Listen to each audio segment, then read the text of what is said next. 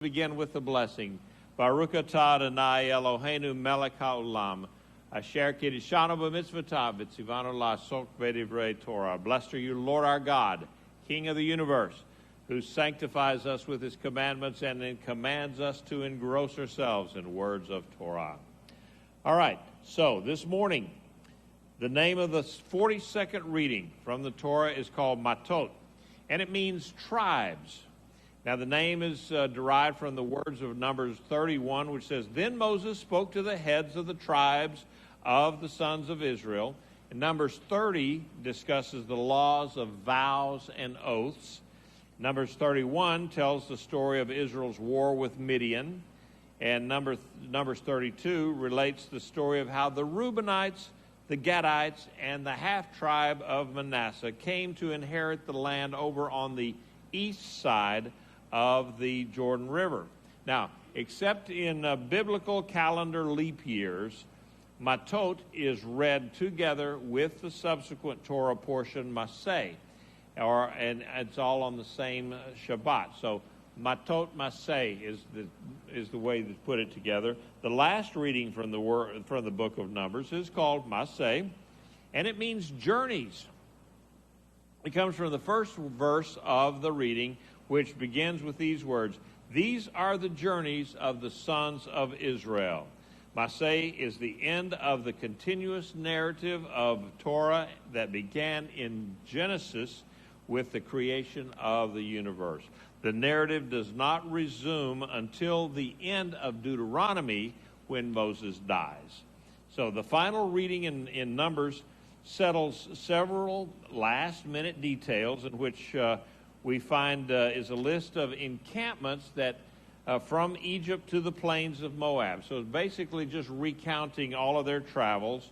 We also find instructions for apportioning the land as well as specifics regarding the borders of the land. While explaining the land and its borders, Moses introduces the laws of the city of refuge and more inheritance laws. And so, like we said, most years we read them together. If we have a leap year, then we can separate these two. So, the children of Israel have arrived now at the plains of Moab, overlooking the promised land, and finally come to the point in their long travels where they are actually about to begin their conquest and possession of the land that God promised to their fathers. Hashem instructed Moses to speak to the people concerning their actions towards the inhabitants of the land. Before Bnei Israel entered the promised land, God had instructed them to drive out the inhabitants of the land. Numbers 33:52, I read it already this morning, going to read it again. You must drive out all the inhabitants of the land before you. You must destroy all their idols and cast images and demolish their high places.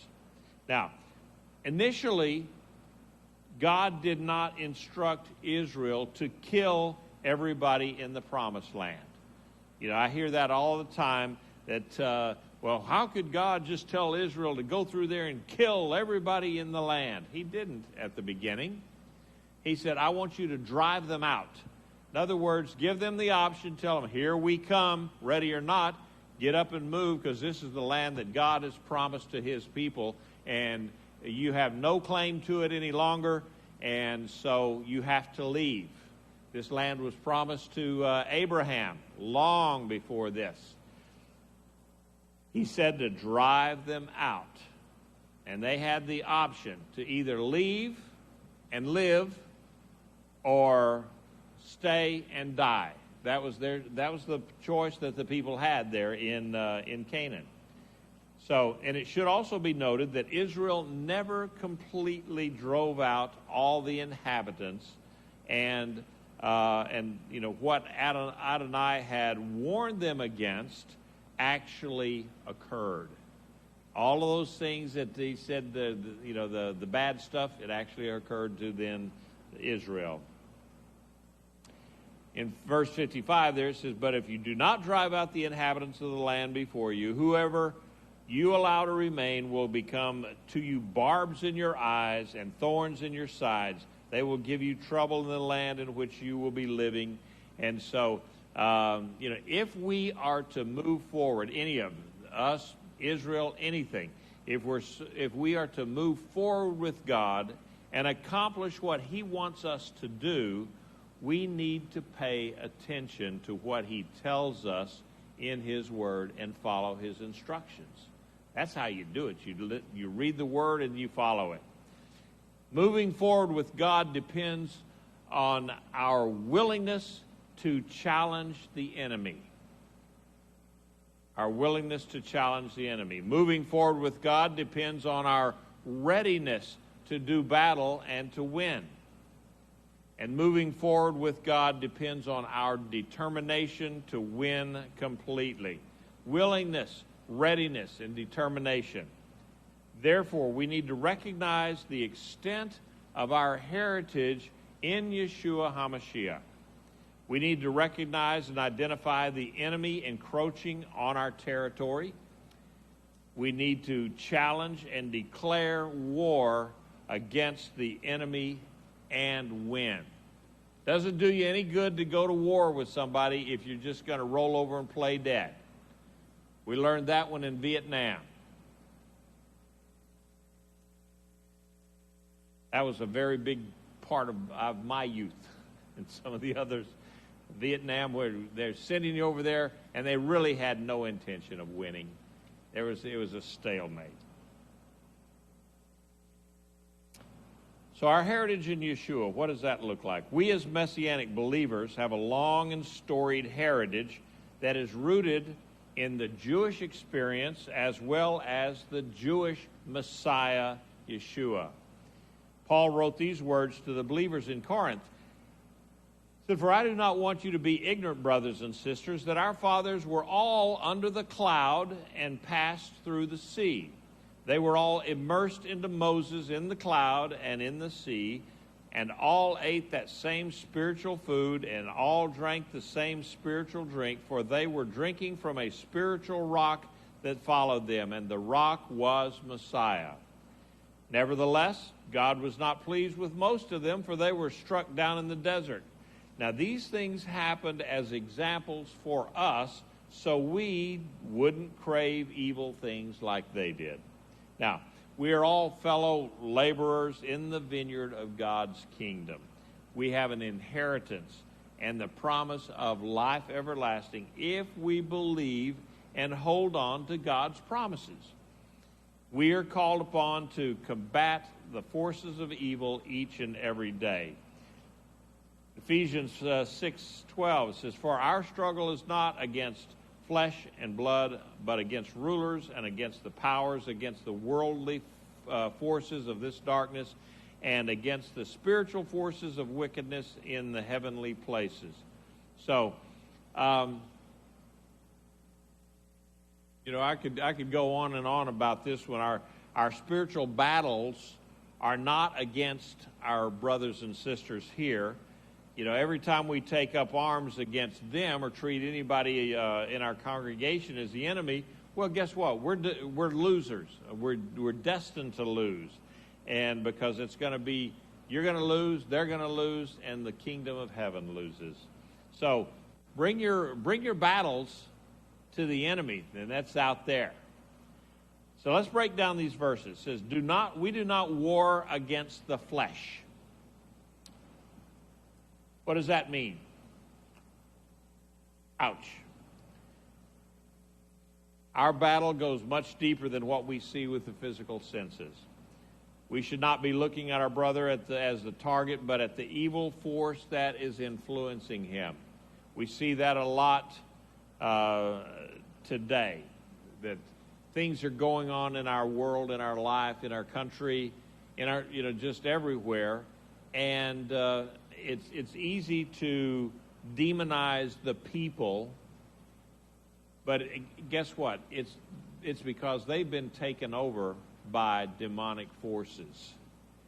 Anybody that goes around saying that it's okay to take a child that has not even reached puberty and let them decide whether they want to be a boy or a girl is demonic.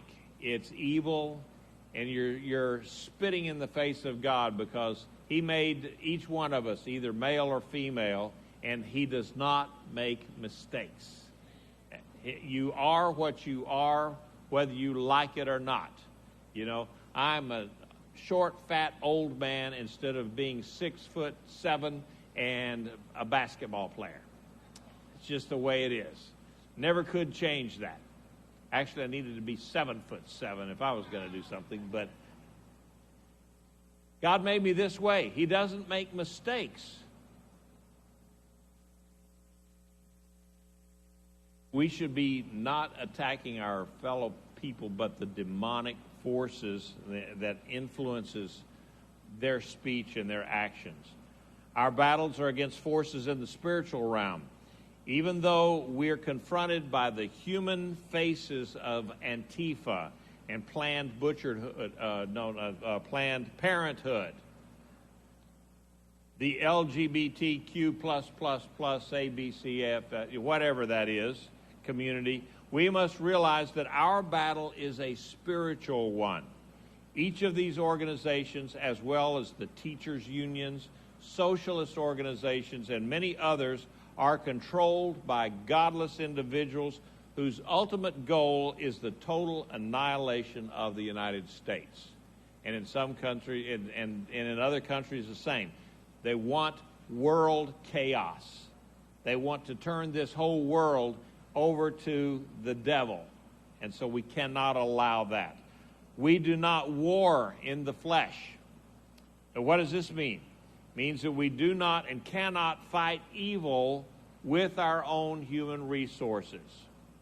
We may be big and bad and want to look big and bad and dangerous in the physical realm, but in the eyes of the real enemy, we would be just so much chopped liver. You know, if you had come up against evil forces in your own strength, it won't work. You're just going to be a grease stain on the floor until you realize that to win the battle against evil forces, you have to have God on your side. You know, it's interesting that in the Bible, it doesn't say that, nowhere in there that I can find where it says that we have the authority on our own to bind Satan to do this and tell Satan he can't do that. We don't have that authority. I know that falls against some of the teaching that maybe you grew up with, but we only have that authority through the name and the power of Yeshua, okay? It's nothing that we can do, and we have to wake up to that. We do not fight with only earthly weapons. You see this guy? He is something else. I knew his sister pretty well. I didn't know George Foreman very well, but I knew his sister. Worked with her for several years. Fine family. Love them to death. The best of your flesh is the least of God. It's nothing. You might as well charge hell with a bucket of water than to fight the enemy with fleshly weapons. Unfortunately, we don't have to fight with our fists or physical weapons. And it's interesting. I just happened to think about it where even the archangel Michael, in fighting with Satan and the prince of Persia, he said, "The Lord rebuke you." So if an archangel doesn't have the authority to punch Satan in the nose, then I think we're not there either. Okay, Yeshua has to do it. God has to do it. We have to fight with spiritual weapons, and He's our spiritual weapon. So we need to know our enemy. In 2 Corinthians 10:3-6, Paul reminds us that though we walk in the flesh, we do not wage war according to the flesh. For the weapons of our warfare are not fleshly, but powerful through God for the tearing down of strongholds. We are tearing down false arguments and every high-minded thing that exalts itself against the knowledge of God. We are taking every thought captive in the obedience of Messiah, ready to punish all disobedience whenever your obedience is complete. Ready to punish all disobedience whenever your obedience is complete. We're commanded to tear down strongholds, tear down false arguments, and every high-minded thing that comes up against us and against the knowledge of God. And we need to corral every one of our own thoughts before they become expressed in words, and make sure they align with the truth of God. The things that we see in today's world, and they're touted as being progressive. I mean, that's the word that they're using nowadays, isn't it? It's, well, we're progressives, instead of we're evil people that are totally bereft of any kind of morality. It's easier just to say we're progressive. And yes, we think it's okay to teach kindergarten children about deviant sex that the Bible says is an abomination.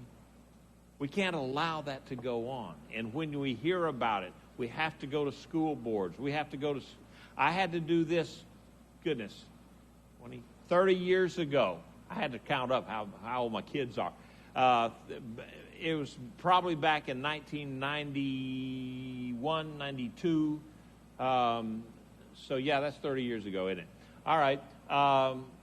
They were pushing this idea that in school up there in Virginia, that my son came home. He's 14 years old, and he's kind of troubled. I say, hey, House, what's up? What's the problem? He says, man, they showed us a movie today that said that if you like boys instead of girls, that's okay, that's perfectly normal, and you should just go with it. Well, my mild and meek self, I kind of unloaded on the school teacher, the school administrator, the school board, to the point that they said, well, next year we'll put you on the school board group that picks the school books. You'll be on that board so that you can make your voice known.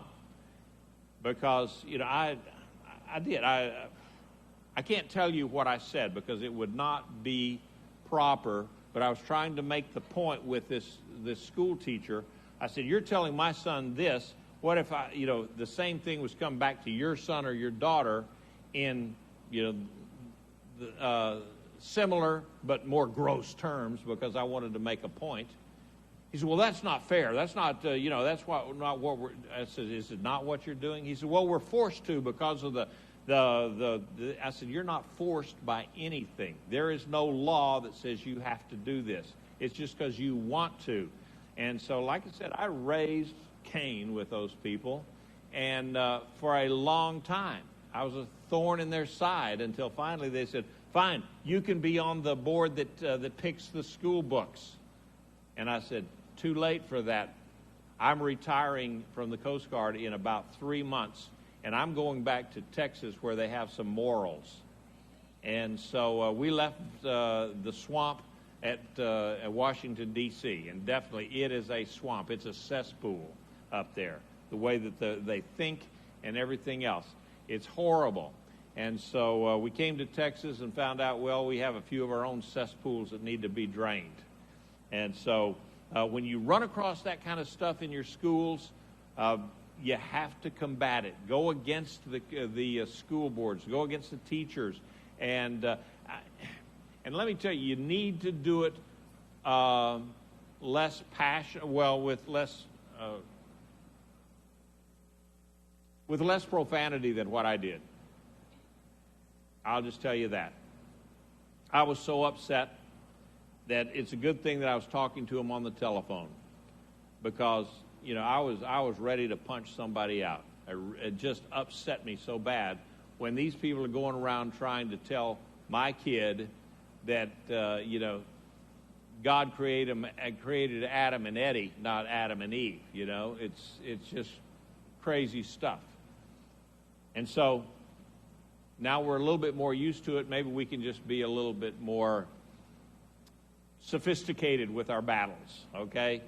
But if it comes up, I don't have any kids anymore. Kids in school and grandkids. My grandkids, I got one in public school, three in public school. The rest of them are homeschooled or whatever. But if they came up with that sort of stuff, I'd have to go to battle stations again. You know, I would. And so you have to do that. In today's world, we're confronted continually with things such as secular humanism, the LGBTQ++ agenda, diversity, equity, and inclusion, and gender fluidity. That's just a few of the things. These concepts are couched in terms that make it sound really good for all mankind. We just need to accept these people. That's the way that they are. God made them. No, the devil made them do that. God did not make them do that.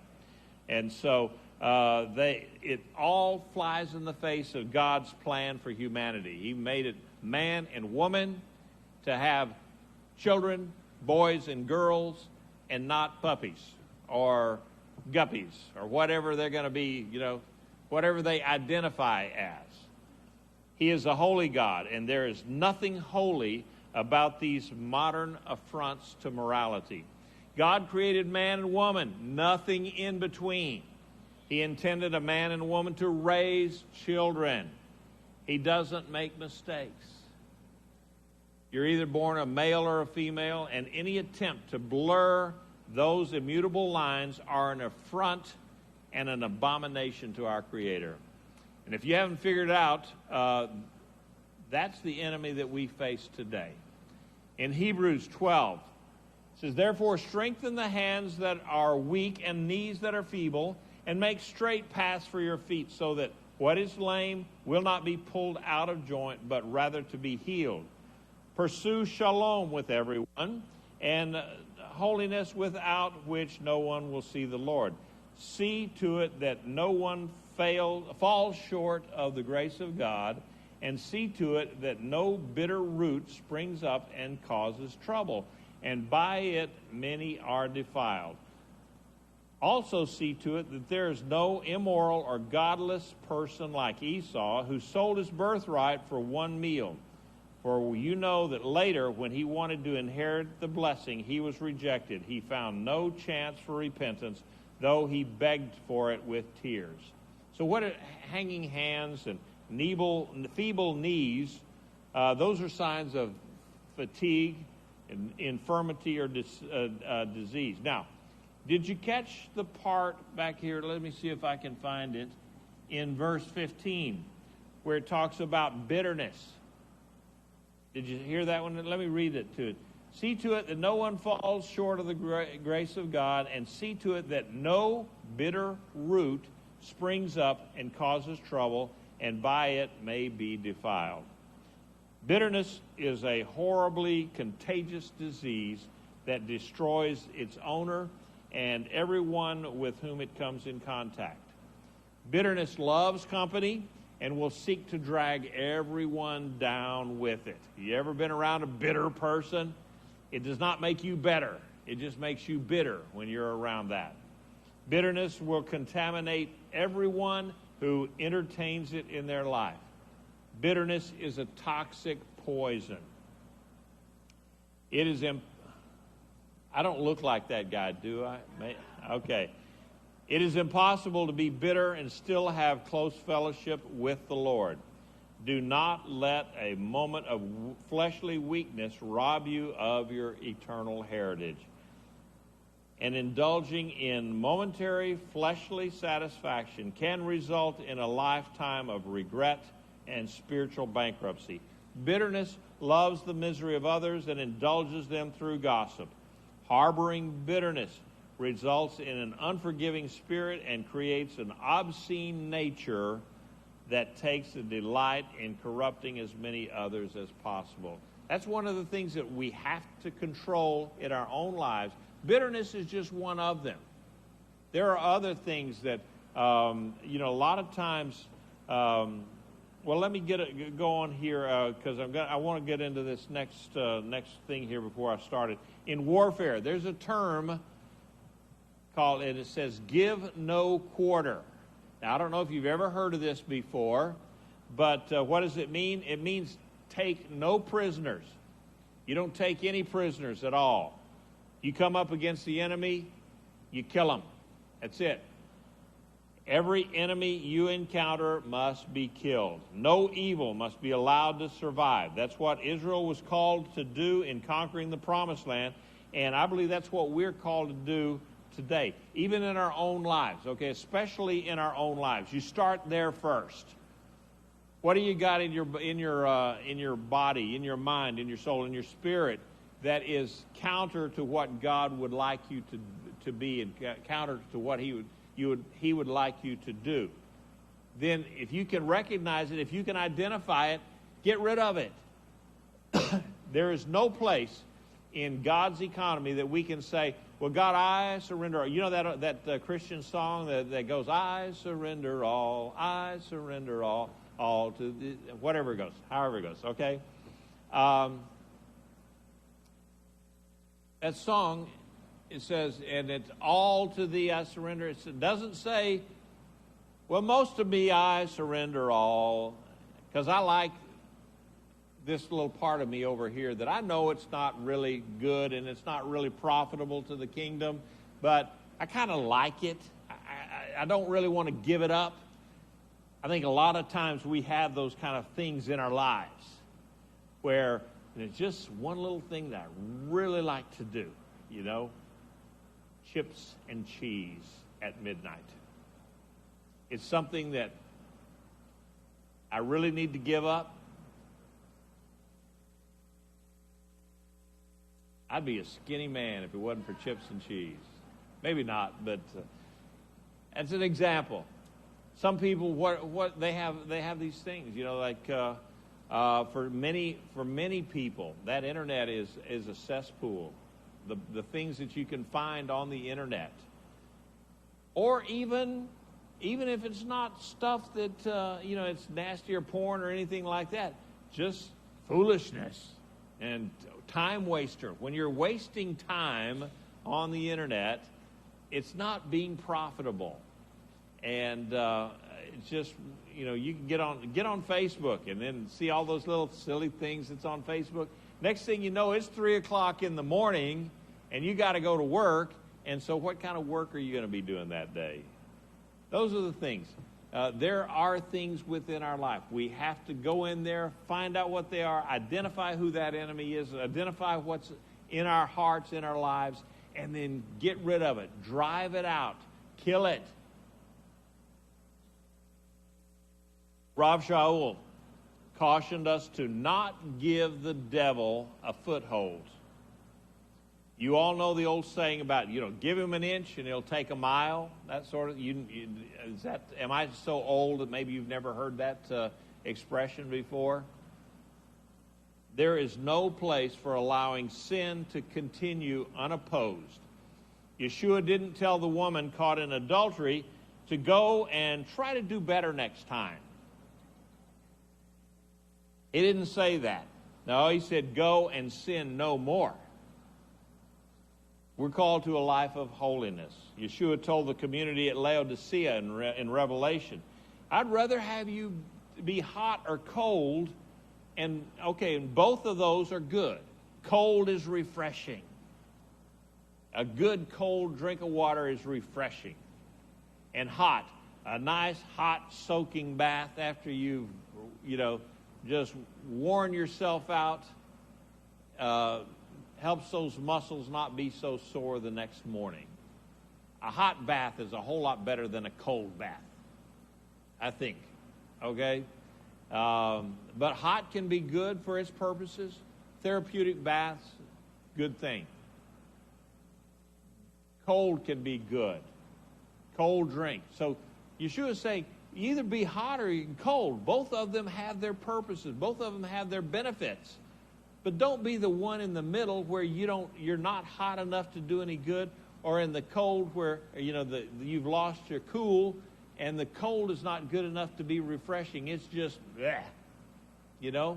It's if I'm really hot out there and working on my place, I don't want water that's 98 degrees. I want water that's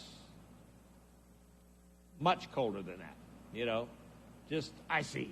I like icy water. And I know, and I'm also weird in that sometimes when I'm resting from working out in the garden, I'd like a nice cup of coffee. Sometimes I just like coffee. Both of those are good, but I don't like cold coffee, and I don't like warm water to drink. And Yeshua said that. I'd rather you be hot or cold. Don't be in the middle. He wants a committed follower, not a half-hearted wanderer. A committed follower, not a half-hearted wanderer, wandering all over the place. Consider the words of the prophet Haggai. Thus says Adonai Sabaoth, ask now the Kohanim for a ruling. If a person carries consecrated meat in the corner of this garment, and with his corner he touches bread, stew, wine, oil, or anything, will it become holy also? The Kohanim answered and said, no. So Haggai says, if one who is unclean by contact with a corpse touches any of these, does it become unclean? The Kohanim answered, yes, it does. It certainly becomes unclean. Then Haggai answered and said, so it is with this people. So it is with this nation before me. It is a declaration of Adonai. And so every work of their hands, what they were offering there was unclean. So what does this passage mean? Holiness does not rub off on another. I'm not really sure about that. Evil does, though. Now, your life as a holy person, I do believe, can have an effect on other people. If you live a life that's true and holy, people are going to see that. You being around them and being a good person and a believer, that's not going to save them necessarily. You cannot save that person, but you can draw them, and they can look at you and say, you know what? I like what your life is like. The converse of that is evil communication. Evil communication corrupts good manners. 1 Corinthians 15:33 says, do not be deceived. Bad company corrupts good morals. Come to your senses as you ought and stop sinning, for some have no knowledge of God. I say this to your shame. Who you associate with can affect your life drastically. And we, that's a lesson that normally we try to teach to our children. But it's a lesson that we need to take home to ourselves sometimes too. That who we associate with all the time will have an effect on us. I know that I would rather hang around with people who are like-minded believers than I would the guys that congregate at the local bar down at the corner. They're not my kind of people. But if I stayed there and spent time with them, pretty soon they would become my kind of people. Just say it. Ephesians 4:29 says, let no corrupt communication proceed out of your mouth, but that which is good to the use of edifying, that it may minister grace unto the hearers. So, what does that tell us? Whatever you say, make sure that it's be the gospel according to Thumper's mama. You remember that one?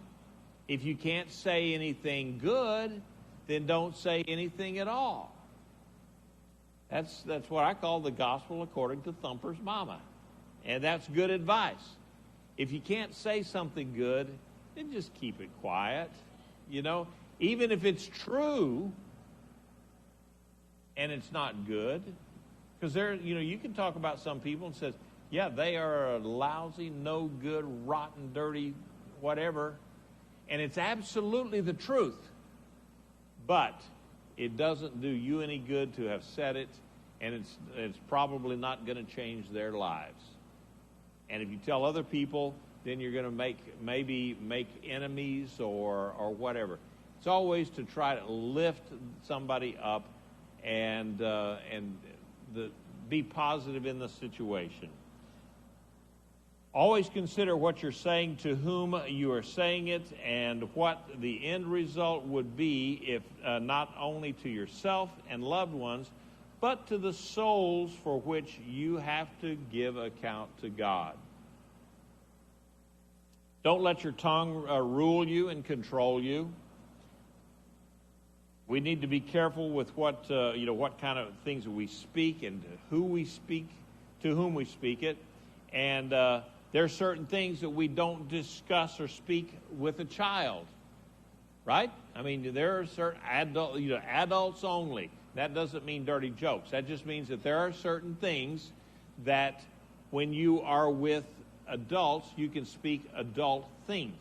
You don't speak those kind of things to a 5-year-old. First of all, they don't understand it, maybe, or they will get a wrong impression of it. And so, it just makes sense that there are certain things that I will not speak about to some adults, and then there are certain things that I will speak to no one but the Lord. You get that? There's certain things that I won't say to people or about people, but, I can always take it to the Lord. And He can, and sometimes, you just have to do it. I've been in places where a person just upsets me so badly. Back in my service days, a commanding officer I had that was just such a rotten individual that when I have to go to work after a couple of days off and the ship is in port and then I have to go back to the ship after being off for a day or so, I would physically get sick just knowing that I had to put up with that individual. So what do you do in a situation like that? Well, you better talk to the Lord about it. I survived it. He told me one time his mission in the Coast Guard was to get as many officers passed over for promotion and kicked out of the Coast Guard as he possibly could, because nobody was as good a sailor as he was. And quite frankly, he was a horrible ship driver. And so, and he hated me because I was a pretty decent ship driver. And, but, I had to just take it to the Lord and said, you handle it. Well, I survived it, got promoted again, and ended up with, going and doing all sorts of stuff. And he ended up being forcibly retired out of the Coast Guard because of just being a rotten person. It happens. But you speak to the Lord about that. Sometimes that's the only one that you can. Colossians 3 says, at one time you also walked in these ways when you used to live in these ways, but now set them all aside, anger, rage, malice, slander, and foul language out of your mouth. Do not lie to one another. After all, you have taken off the old self with its practices, and you have put on the new self that is being renewed in knowledge. according to the image of the one who created him.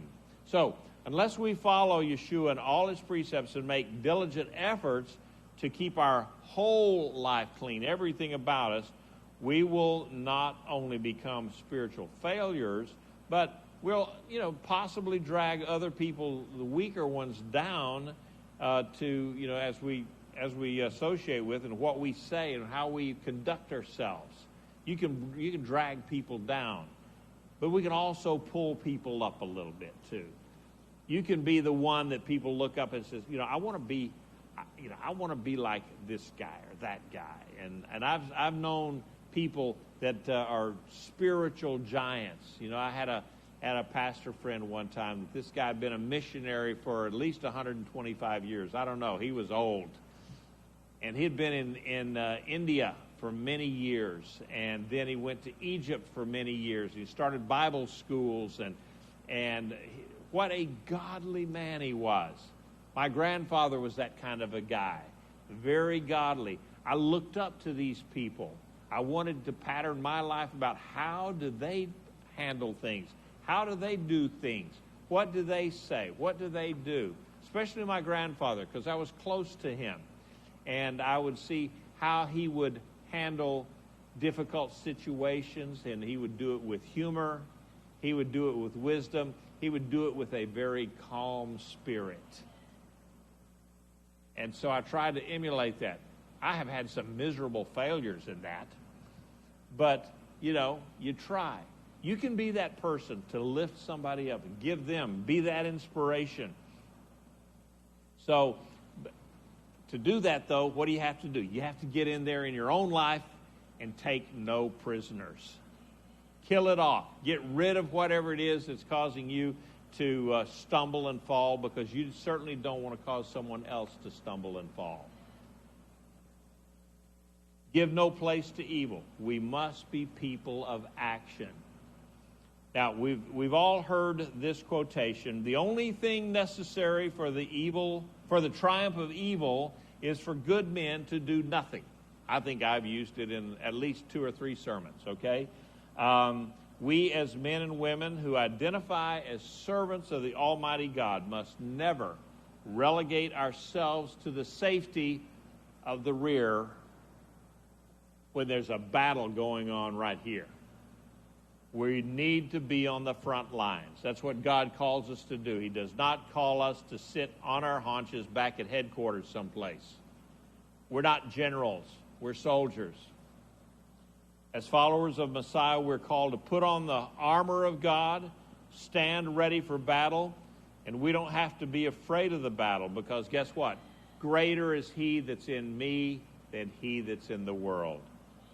Every chance we get, we must confront evil that comes against us, either inside us or outside of us. Give no quarter and take no prisoners. Could we stand?